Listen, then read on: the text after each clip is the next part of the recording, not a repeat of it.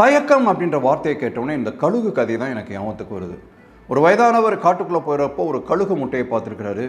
சுற்றி முற்றி பார்த்துருக்காரு, கழுகுகளே இல்லை. அதை எடுத்துக்கொண்டாந்து கோழி பண்ணையில் போட்டார். அந்த கோழி பண்ணையில் கோழி என்ன பண்ணிடுச்சு, தன்னுடைய முட்டைன்னு சொல்லி அடகாத்து குஞ்சு பொரிச்சிச்சு. கழுகு குஞ்சு வெளியில் வந்துருச்சு. ஆனால் கழுகு குஞ்சுக்கு தான் கழுகுன்னு தெரியாது, கோழின்னு நினச்சிக்கிட்டு கோழி குஞ்சுகளோடைய அது வாழ ஆரம்பிச்சிச்சு. ஆனாலும் அந்த கழுகு குஞ்சு என்ன பண்ணும், வானத்தை அண்ணாந்து பார்த்துட்டே இருக்கும். அங்கே நிறைய கழுகுகள் உயரமாக பறக்கிறத ஏக்கத்தோடு பார்க்கும். நாமளும் இது மாதிரி கழுகா பிறக்கலையேன்னு சொல்லி ஏங்கிடும். ஆனால் ஒரு முறை கூட அது கழுகா தன்னை பாவிக்காமல் கோழியாகவே நினச்சி கடைசி வரைக்கும் இருந்து இறந்து போயிடுச்சு.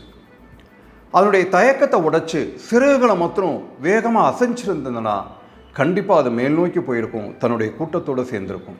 நம்முடைய லைஃப்லையும் ஏதாவது வாய்ப்புகள் கிடைக்கிறப்போ தயக்கத்தை விட்டு ஒழிச்சிடணும். தயக்கம் இருந்தால் வாய்ப்புகள் நம்மளை விட்டு போயிடும்.